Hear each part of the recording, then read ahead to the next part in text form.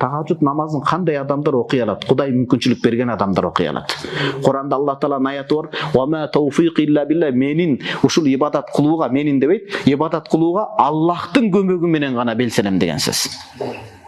Аллах мүмкүнчүлүк берген адам окуй алат. Болбосо Исражидин дамла мен үйлөнгөндө келип ошол жерде Чубак устаз муфтире никени кыйып берди. Анан Сражидин дамла кийин той берди. Келгенде чакан адалдашты. Адал сонун кысырап кошулган кылып Сражидин дамла келип сүйлөдү да: "Балдар, иманга иштебесек, иманга маани бербесек, элге үгүт насаат кылып жүргөн адам элдин көзүнчө окуп үйүндө окубай койушу мүмкүн намазды" дейт. Акыйкат сөз. Кудай топук бербесе куфтанын окубай коет.